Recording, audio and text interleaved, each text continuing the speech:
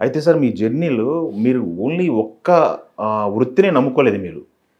మీరు వృత్తి జాబ్ మొదలైంది. దాని తర్వాత నటన, దాని తర్వాత పొలిటికల్‌గా. పొలిటికల్‌గా సేవ కోసమే వెళ్ళాను. అది నా వృత్తి కాదు. నా వృత్తి సినిమాలే. అదే. నేనంటే ఎన్టీ రామారావు గారు లాంటి ఒక మహానుభావుడు నన్ను తమ్ముడు అని పిలిచేది. అన్నగారు ప్రచారాల బొమ్మ అనేది నన్ను. అట్లా ఆయన చనిపోయినాక ఎందుకో చంద్రబాబు గారు కూడా నువ్వు పొలిటికల్గా రావాల్సిందే, మీ అన్నగారికి చాలా ఇష్టం, నువ్వు పొలిటికల్గా నువ్వు ఎక్కడైనా మాట్లాడితే బాగా మెచ్చుకునేది కదా నిన్ను, పోటీ చేయాలంటే నేను చేయనన్నా. బలవంతంగా నన్ను పోటీ చేయించు. అట్లా ఎంట్రీ అది కూడా నేను ఫస్ట్ టైం ఇది ఫస్ట్ అండ్ లాస్ట్ అని వచ్చిన. కానీ ఎన్టీ రామారావు గారు పార్టీ ఎందుకు పెట్టారో అర్థమైంది నాకు. పేదవాళ్ళు పాపం దిక్కులు చూస్తుంటారు, ఏ అయ్యి వస్తాడో మాకు, ఏ అయ్యే మాకు సాయం చేస్తాడు అని చూస్తుంటారు. అరే ఇలాంటి వాళ్ళ కోసమా అన్న పార్టీ పెట్టింది పొలిటికల్గా అది. నేను దీని కథ ఏంటో తెలుసుకోవాలనుకున్నా. ఉండిపోయారు. అట్లే 3 సార్లు ఎమ్మెల్యే అయినా, 4 సార్లు ఒకసారి ఓడిపోయిన మధ్యలో. చంద్రబాబు గారు డిజాల్వ్ చేసి ఆ యాక్సిడెంట్ అయిన అవునవును ఆ ట్రిప్లో గవర్నమెంట్ పోయింది. సరే ఓకే. బట్ పొలిటికల్ జర్నీలో కూడా సక్సెస్ అంచులు చూసి వచ్చారు మీరు. మినిస్టర్గా మీరు చేసిన పనులు కూడా ఇప్పటికీ గుర్తుండిపోతాయి కాన్స్టిట్యున్సీల్లో, రాష్ట్ర వ్యాప్తంగా కూడా. ఎస్. అయితే పొలిటికల్ జర్నీలో కూడా మీరు వదిలిపెట్టలేదు, మిమ్మల్ని ఆయన వదిలిపెట్టలేదు. కోటా గారు, బాబుమోహన్ గారి జర్నీ అనేది రెండు కూడా. ఆయన గన్మెన్లు ఉండేది. ఏంట్రా గన్మెన్లు లేకుండా రాలేవా, గన్మెన్లు నా కొడుకు అని కునికేవాడు మీ పక్కనే షూటింగ్లో. నేను నవ్వుకునేది. కొర చూసేవాడు ఇట్లా గన్మెన్లకు వెళ్ళి నన్ను ఇట్లా చూసేది. సరిగ్గా మాట్లాడతాడు కాదు. నేను ఎందుకు వస్తుంది అని కోపం అనుకున్నా, ఈర్షపడుతున్నా అనుకోలేదు. కానీ నేను ఫస్ట్ టైం ఎమ్మెల్యేను కదా, సెకండ్ టైం కూడా ఎమ్మెల్యేగా గెలిచిన. కట్ చూస్తే పోటీ చేసింది నేను ఎమ్మెల్యే అయింది ఈయన కూడా.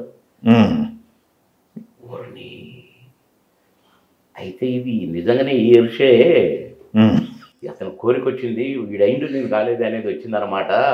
అందుకే నన్ను ఊరికే ఏంటో వన్మ్యాన్లో లేకుండా అని అయిపోయింది కదా. నేను రెండోసారి ఎమ్మెల్యే అయినా, మినిస్టర్ అయినా.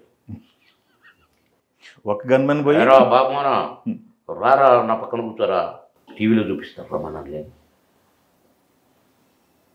మినిస్టర్, ఎమ్మెల్యే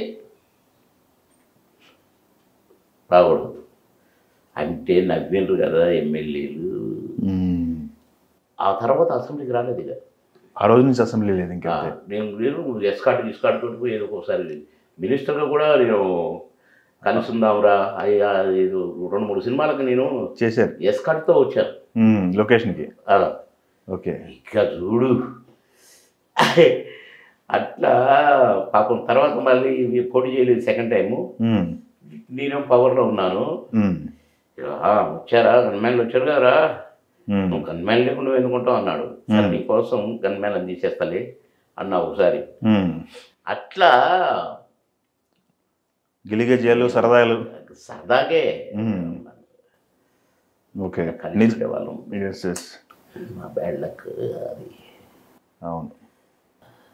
ఇప్పటికీ మా కాంబినేషన్ ఎక్కడెక్కడో ఒకతను ఒక పాట పంపాడు నాకు. ఎక్కడి నుంచి తెలుసా, అసలు మీరు కోట గారి గురించి పాట పాడినట్ట, మీ కాంబినేషన్ గురించే. ఇతను అన్నా అని పిలిచేవాళ్ళండి మీరు? అన్నే. ఇతను మొజాంబిక్ ఆఫ్రికా నుంచి పంపాడు. ఆఫ్రికా నుంచి రికార్డ్ చేసి పంపాడు. ఎక్సలెంట్ కదండి. బయట నుంచి చూస్తున్న మాకే అరే జంట పక్షుల్లో ఉండేవాళ్ళే ఒక పక్షి లేదా ఇప్పుడు ఒంటరి పక్షి అయిపోయారన్న ఫీలింగ్ వస్తుంది. నేను మొన్నటి నుంచి టీవీలో చూస్తుంటే చాలా బాధాకరం అండి. ఎవరికి అసలు ఫ్రెండ్షిప్ చేయకూడదు అన్నంత అనిపించింది. ఎందుకంటే కోల్పోయినప్పుడు బాధ కదా.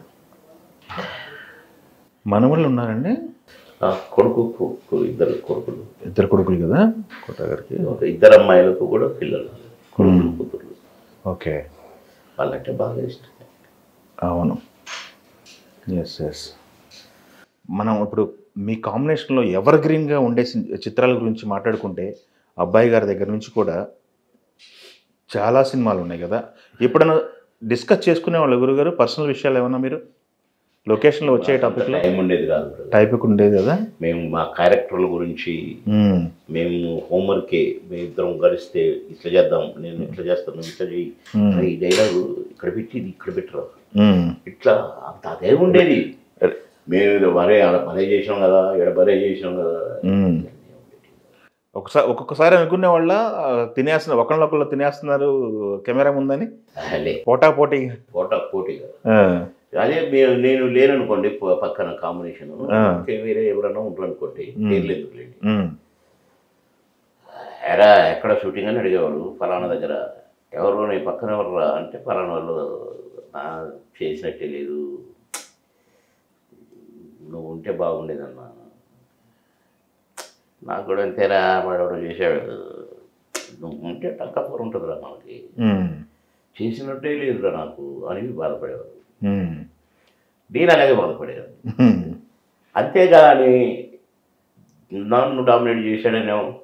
ఇప్పుడు సీతారత్నం గారి అబ్బాయిలో నేను ఎగిరిగిరి తంతాను, రా టింగ్ టక్క టాప్ అని కొట్టి అసలు ఫీల్ కాదు, తందమన్నట్టు ఇవి తనిడా ఫీల్ కాలే. ఇట్లా పాపం ఏమాట నటులు అదే నటనే అనుకున్నాడు తప్ప నాకు కావాలని తన్నిండాడనో ఆయన నీ పెద్ద నేను తనొచ్చాను అంటే ఏనాడు. ఓకే. మీ ఇద్దరికి బ్రహ్మానందం గారికి మీకు మీ ముగ్గురు ఉండేవాళ్ళు, మీ ఇద్దరి బాగా మెయిన్ బ్రహ్మానంద కాంబినేషను. ఒక్కో సందర్భంలో క్యారెక్టర్ టచ్ అయ్యేది. కొందరు కథలోనే ముగ్గురు కలిసేటట్టుగా రాయించుకునేవాళ్ళు.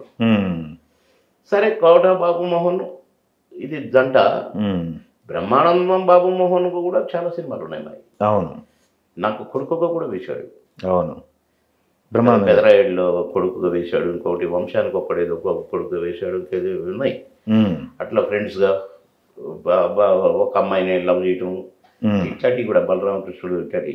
అవును, బలరామకృష్ణుడు కూడా మంచి మా ఇద్దరి కూడా చాలా ఉన్నాయి.